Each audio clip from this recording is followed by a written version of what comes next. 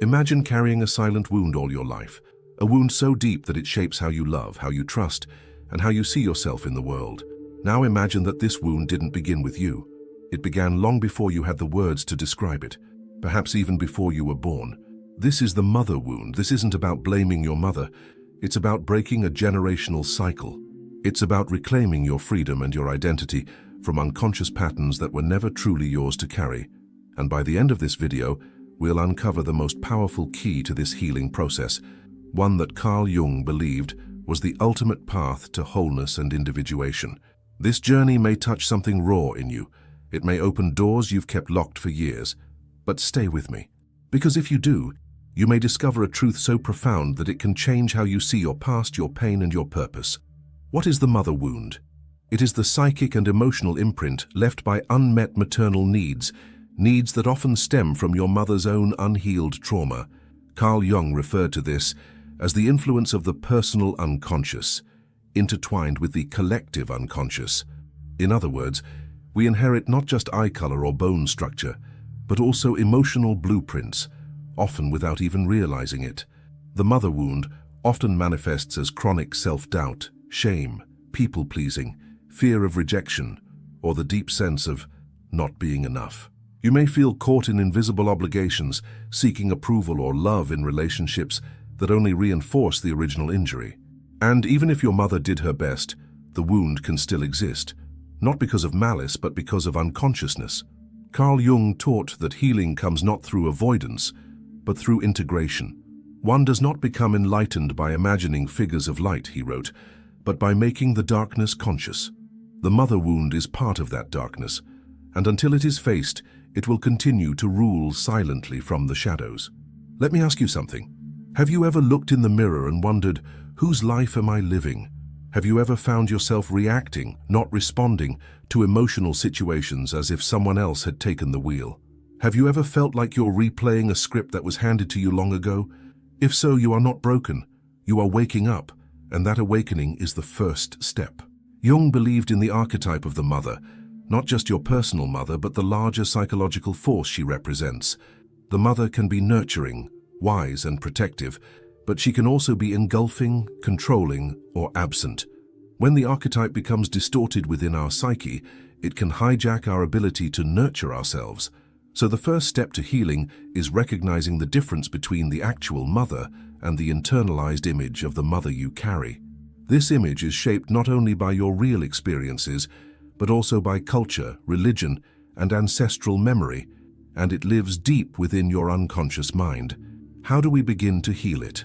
Start with awareness. Notice your emotional triggers, especially in relationships. When do you feel abandoned, unseen, or overly responsible for others' feelings? These moments are mirrors reflecting your internalized mother complex. Jungian therapy often begins here, not with judgment, but with observation. As you bring awareness to these patterns, you begin to develop what Jung called the observing ego, the part of you that can witness your thoughts and emotions without being overwhelmed by them.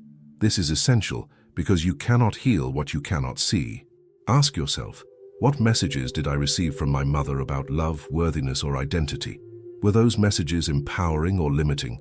Were they spoken directly or transmitted through silence, behavior, or unmet needs? This reflection may not be easy. It may stir emotions you've long buried, but this discomfort is sacred. It is the soil in which transformation grows. In Jungian terms, the process of becoming whole is called individuation. It's the journey of integrating all parts of the self, especially those that have been repressed or rejected. Healing the mother wound is a core part of individuation because it often involves reclaiming the inner feminine, the ability to nurture, feel, and intuit without shame. You may notice that parts of you feel guilty for even examining your relationship with your mother. That guilt is not yours. It is the loyalty of the inner child who believes love must come at the cost of truth.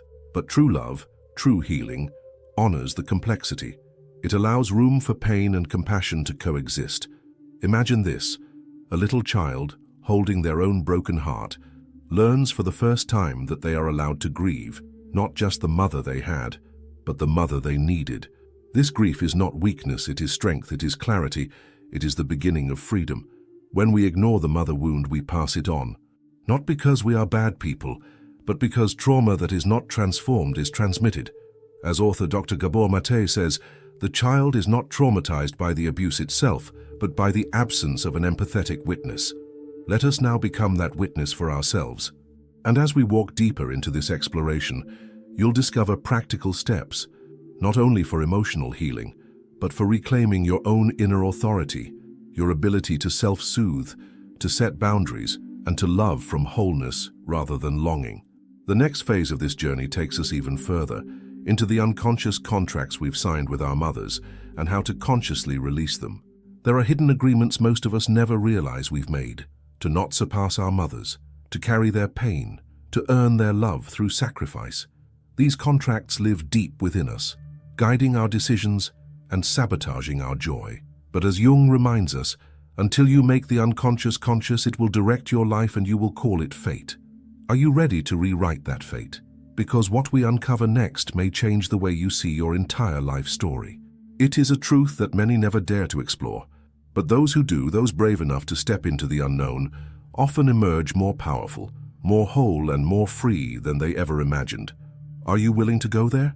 When we inherit the unresolved pain of our mothers, we often form what Jungian analysts refer to as soul contracts. Unspoken, unconscious agreements we make as children to maintain a sense of belonging and safety.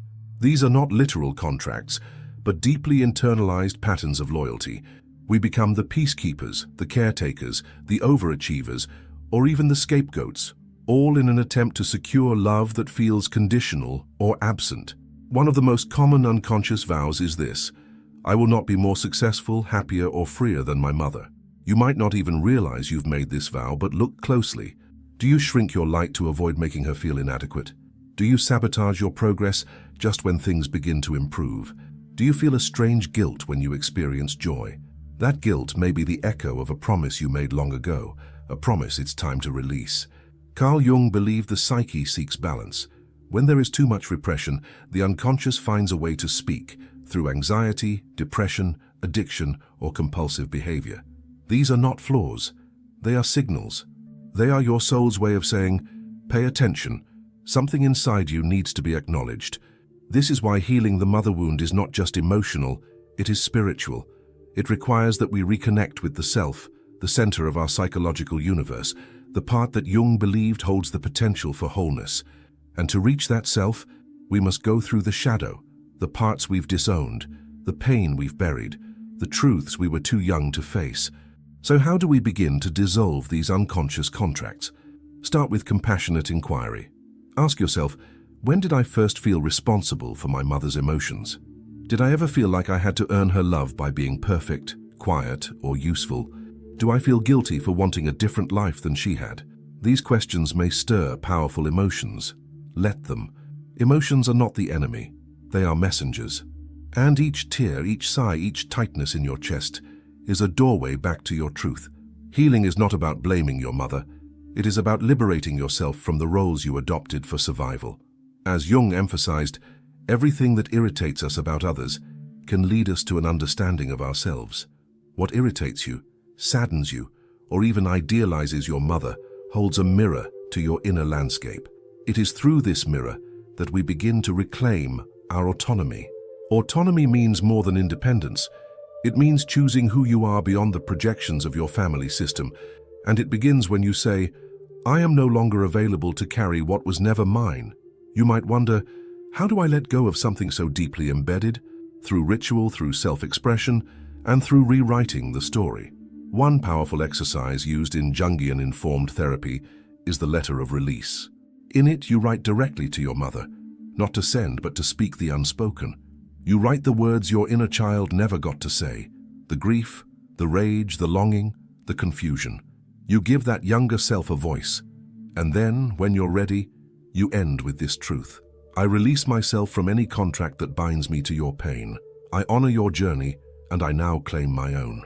This is not betrayal. This is rebirth.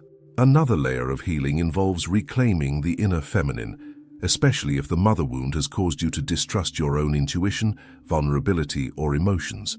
Many people with deep mother wounds develop hyper-independence, perfectionism, or a compulsion to fix others. But these are often defenses against the inner feminine that was never fully nurtured. Jung spoke of anima, the feminine aspect of the soul, present in all humans. When wounded, this anima becomes distorted, leading us to chase external validation or fear emotional intimacy. To heal her, we must learn to mother ourselves. This means creating safety within, setting boundaries, and offering ourselves the compassion we may have never received. What does it mean to mother yourself?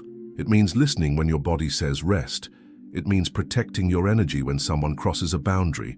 It means validating your feelings even when others dismiss them. It means choosing relationships that nourish your soul instead of reactivating your wounds.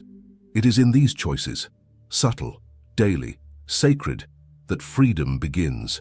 And freedom is not just the absence of pain, it is the presence of possibility. Carl Jung taught that transformation occurs when we integrate the unconscious into consciousness.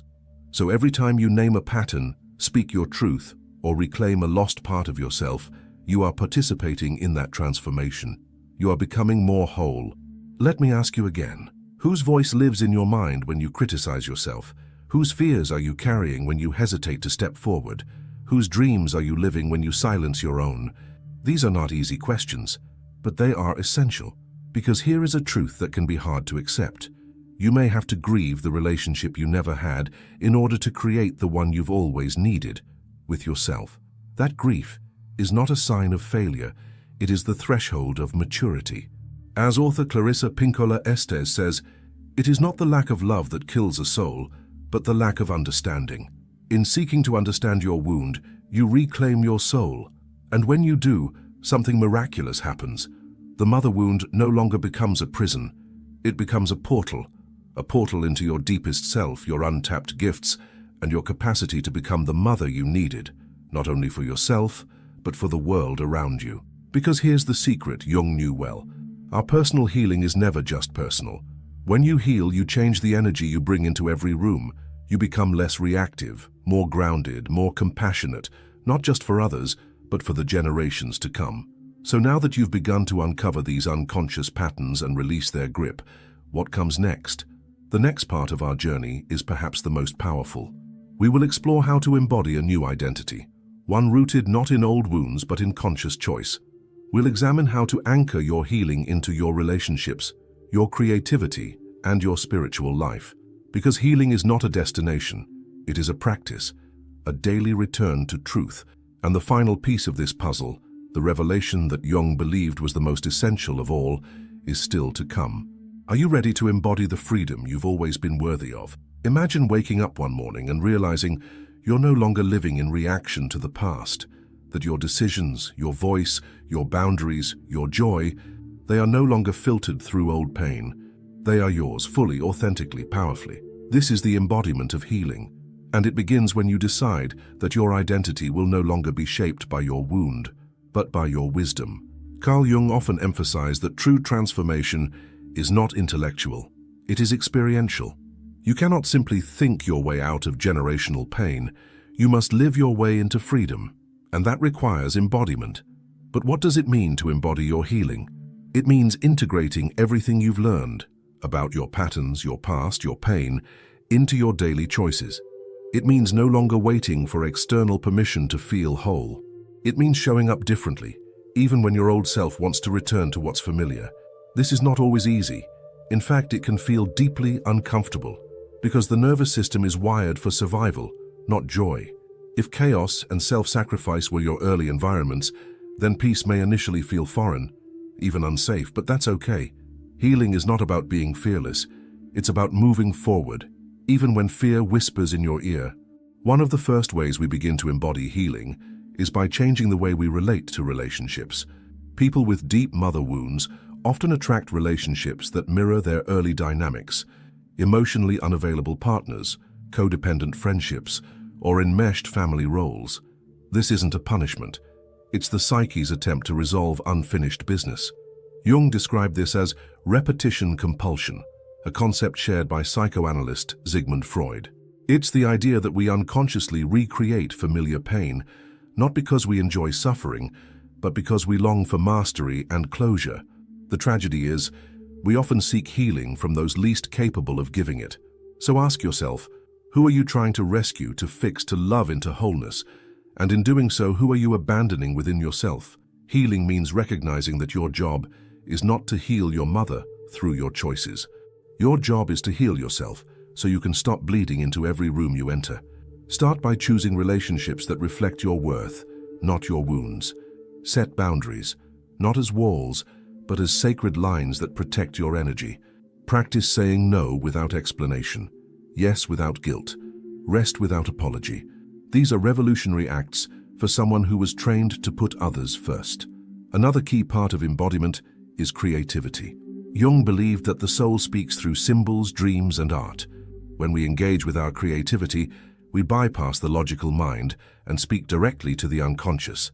This is why painting, dancing, journaling, or even daydreaming can be acts of profound healing. Have you silenced your creative voice because it wasn't practical or praised or allowed? What might happen if you gave yourself permission to create, not for validation, but for liberation? Creativity is the language of the soul, and the more you listen, the more you remember who you are beyond your roles, your story, or your pain. But perhaps the most powerful form of embodiment is found in your relationship with the divine feminine, the part of you that is intuitive, emotional, cyclical, and deeply connected to nature and inner wisdom. Many people with mother wounds have a complicated relationship with the feminine. They either reject it as weakness or over-identify with it as self-sacrifice. But the healed feminine is neither submissive nor self-erasing. She is powerful, soft, fierce, and wise. She knows how to feel deeply without drowning. She knows how to love without losing herself. Carl Jung believed the goal of individuation was the integration of opposites, masculine and feminine, light and shadow, conscious and unconscious. To heal the mother wound is to reclaim this inner union. It is to no longer abandon one part of yourself in favor of another. So begin to honor the feminine in your life, in stillness, in intuition, in your connection to beauty and mystery. Begin to listen to your body, not as an enemy, but as a guide. This is how we remember our wholeness. There's one more truth we need to address before we arrive at the final, most powerful insight: forgiveness. But not the watered-down version of forgiveness that says, just let it go. True forgiveness is not bypassing. It's not pretending nothing happened. It's not excusing harm. True forgiveness, as Jung would frame it, is integration. It is the decision to stop carrying someone else's pain as if it were your own.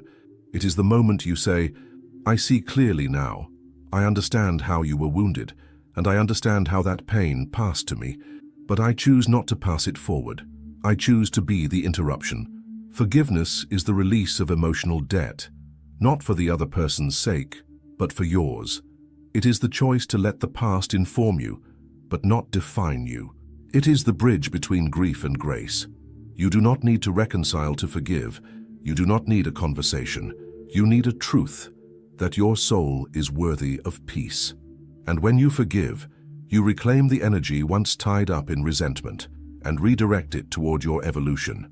Let me ask you one more time. Who are you becoming now that you are no longer bound to pain? Who are you without the roles you've outgrown, the wounds you've carried, the silence you've swallowed? Because the final and most powerful insight of this journey is about exactly that, becoming. In the final part of this video, we'll explore Jung's ultimate path to healing, the symbolic death and rebirth of the self. We will uncover what it means to truly individuate, to step into your unique essence, unburdened by inherited pain. And we'll close with a message that could shift not only your perception of healing, but your entire life's direction. Are you ready for that transformation? What if everything you've called broken was actually a seed planted deep in the soil of your soul, waiting not to be fixed, but to be born into something more whole, more sacred, more you? This is the revelation Carl Jung left us with, that healing is not about returning to who you were before the wound. It's about becoming who you were meant to be because of it. The wound, he said, is where the light enters. And in that light, something astonishing happens. Rebirth. Rebirth is not just poetic. It is psychological. It is spiritual. It is the moment when the self, the deepest part of you, emerges from the ruins of inherited pain and unconscious survival patterns. It is when you no longer see yourself as the victim of your story, but as the author of a new one. Jung called this process individuation. It is the sacred unfolding of the authentic self. It happens when you integrate the shadow, honor the inner child, reclaim the feminine, and dissolve the roles you were never meant to carry. It is not an escape from the past, but a profound re-relationship to it. When you individuate, you stop asking, "What do they expect from me?" and start asking, "What is true for me?" You stop performing for approval and begin living from purpose. You stop reenacting your mother's pain and start creating your own legacy. You become less reactive, more responsive, less bound, more spacious. You carry the same name, the same face, but your presence becomes different. People feel it. You feel it. This is the birth of your sovereign self. But to step fully into this rebirth, something must die. The people-pleaser must die. The martyr must die. The version of you who confused love with self-abandonment must die. The inner voice that whispers, "You are not enough," must be laid to rest. Not with cruelty, but with ceremony, with reverence, because those parts were not failures, they were protectors. They got you here. They helped you survive, but they cannot take you where your soul is calling you to go. So thank them, mourn them, and then let them go. It is here in this sacred death that the final transformation takes place. You are no longer the child who had to earn love. You are no longer the adult who mistakes loyalty for limitation. You are something ancient and new all at once. You are the cycle breaker, the truth teller, the one who turned the wound into wisdom. This is the medicine the world so desperately needs. You see, the mother wound is not just personal. It is cultural, generational, global. We live in a world that has long devalued the feminine, that teaches women to doubt their intuition and men to fear their emotions. A world where nurture is mistaken for weakness and sensitivity is pathologized. But healing this wound within you ripples out in ways you cannot imagine. You become the parent you needed, the friend who holds space, the leader who leads from wholeness, the partner who loves without possession, the creator who channels beauty, not from performance but from presence. You become the mother regardless of gender, not biologically but archetypically, a mother of ideas, of community, of compassion, a nurturer of the new. This is what Jung meant when he spoke of the return to the self, not an ego inflated with importance, but a soul anchored in essence. And here's the most powerful truth of all, the one I promised you from the beginning. You were never broken. You were breaking open. Every tear was a baptism. Every ache was a compass. Every question was a threshold. And every time you doubted your worth, a deeper part of you was whispering, "Keep going. There's more." That more is here, now, in you. So what now? Now you live differently. You speak truth even when your voice shakes. You rest without guilt. You create without shame. You walk away from roles that feel too small. You trust your body. You honor your emotions. You follow your curiosity. You love not to be chosen, but because you have chosen. This is what it means to be free, not to be untouched by pain, but to be rooted in purpose, even because of it. Not to erase the past, but to write a future that does not repeat it. Not to have all the answers, but to finally feel safe asking the questions. And as you walk this path, imperfectly, courageously, remember this. You are not alone. Every time you heal a wound, you make it easier for someone else to heal theirs. Every time you speak your truth, someone else finds their voice. Every time you choose love over fear, the world becomes just a little more whole. Carl Jung wrote, "Who looks outside dreams. Who looks inside awakens." You have looked inside. You have faced the dark. You have awakened. Now it is time to live from that light. So ask yourself, one final time, who are you now that you are free? Let that answer be your guide. Let it shape your days. Let it echo through everything you touch. Because your healing is not just a story of survival. It is a story of becoming. And the world is waiting for the person you were always meant to be. Welcome home. Thanks for looking.